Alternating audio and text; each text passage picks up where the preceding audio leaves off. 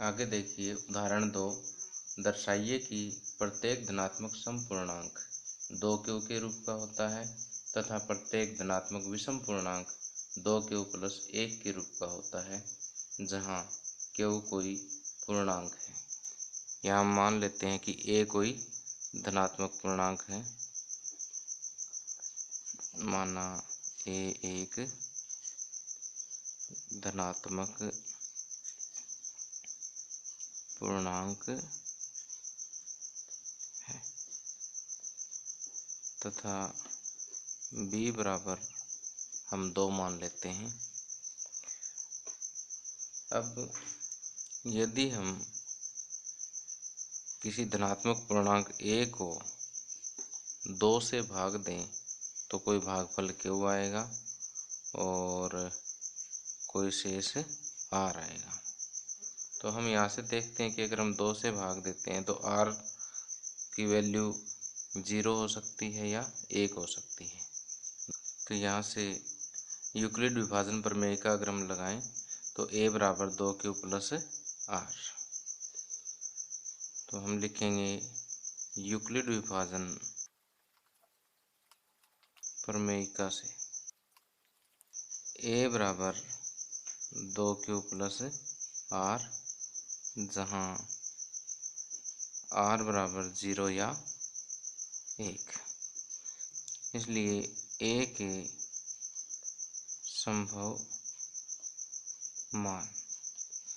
संभव मान कौन कौन से हो सकते हैं?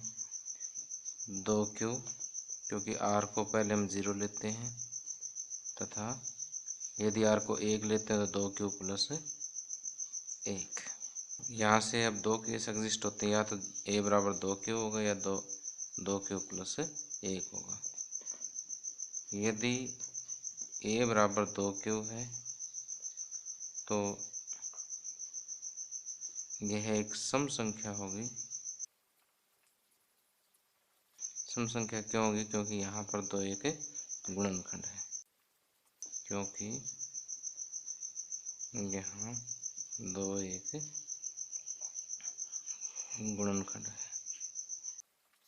अब साथ ही एक धनात्मक पूर्णांक या तो सम हो सकता है या विषम हो सकता है।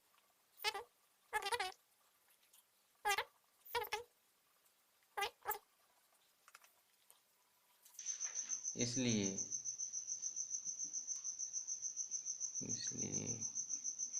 कोई भी धनात्मक विषम पूर्णांक 2q प्लस 1 के रूप का होगा। आगे है उदाहरण 3।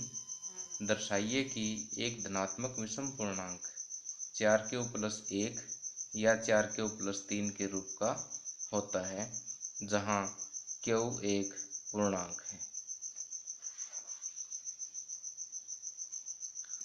मान लेते हैं कि a एक धनात्मक विषम पूर्णांक है। माना a एक धनात्मक विषम पूर्णांक है और तथा b बराबर 4 मान लेते हैं। तो यदि हम a को 4 से भाग दें तो कोई भागफल q आएगा और कोई शेष r आएगा। तो हमें पता है कि r हमेशा 0 से बड़ा या 0 के बराबर हो सकता है, इसलिए r की वैल्यू 0 भी हो सकती है, लेकिन ये 4 से हमेशा छोटा रहता है, तो r की वैल्यू 0 हो सकती है, 1 हो सकती है, 2 हो सकती है या 3 हो सकती है। तो यहाँ से यूक्लिड विभाजन प्रमेयिका का प्रयोग करते हुए, तो यूक्लिड विभाजन प्रमेयिका द्वारा a बराबर 4q प्लस r, जहाँ r बराबर 0, 1, 2 या 3, ये आपने रफ कार्य करना है। इसलिए ए के संभव मान कौन कौन से हो सकते हैं? 4Q, यदि r बराबर 0 लेते हो तो 4Q होगा, यदि 1 लेते हो तो 4Q प्लस 1, 2 लेते हो तो 4Q प्लस 2, और 3 लेते हैं तो 4Q प्लस 3। लेकिन यदि हम यहाँ से दो मान देखें 4Q और 4Q प्लस 2, इन दोनों में ही 2 एक गुणनखंड है।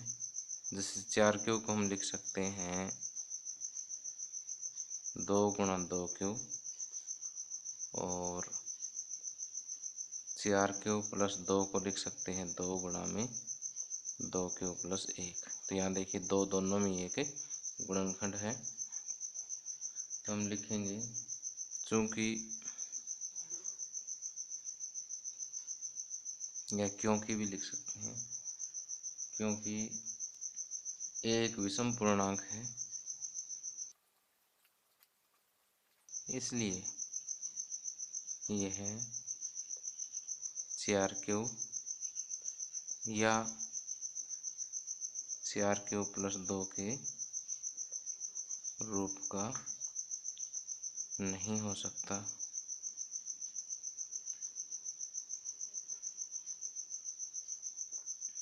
क्योंकि दोनों 2 से विभाज्य है, क्योंकि दोनों 2 से विभाज्य है।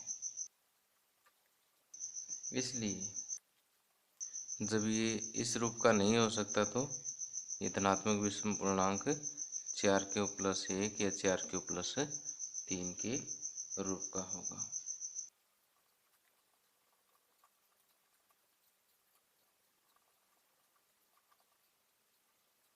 इसलिए कोई भी धनात्मक विषम पूर्णांक 4Q प्लस 1 या 4Q प्लस 3 के रूप का होगा।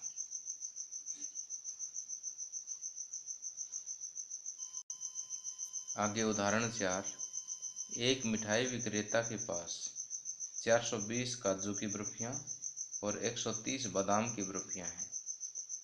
वह इनकी ऐसी ढेरी बनाना चाहती है कि प्रत्येक ढेरी में बर्फियों की संख्या समान रहे तथा ये ढेरियां बर्फी की प्रांत में न्यूनतम स्थान घेरें। इस काम के लिए प्रत्येक ढेरी में कितनी बर्फियां रखी जा सकती हैं? अब यहाँ देखिए कि ढेरियां बर्फी की प्रांत में न्यूनतम स्थान घेरें। न्यूनतम स्थान घेरने के लिए ढेरियों में बर्फियों की संख्या अधिकतम होनी चाहिए। तो ये हम तभी निकाल सकते हैं जब हम 420 और 130 का HCF ज्ञात करें। यहाँ हम लिखेंगे कि प्रत्येक ढेरी में बर्फियों की संख्या, प्रत्येक ढेरी में बर्फियों की संख्या बराबर 420 और 130 का HCF होगी। तो यहाँ देखिए हम 420 और 130 का HCF ज्ञात करेंगे। 130 दिए 390,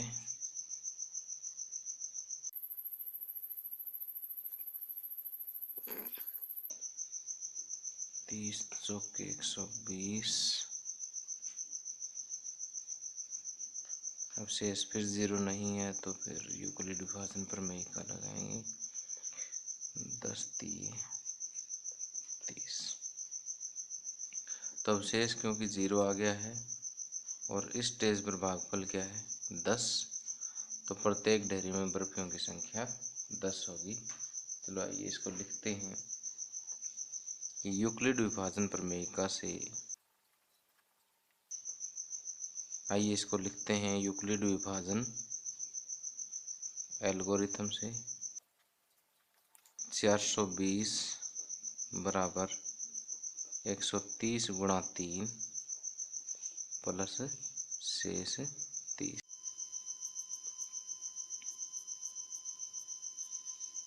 420 बराबर 130 गुणा 3 प्लस 30। 420 बराबर 130 गुणा 3 प्लस आर। अब यहाँ पर आर 0 नहीं है, इसलिए फिर से 130 बराबर 30 गुणा 4 प्लस 10। फिर देखिए R is not equal to 0।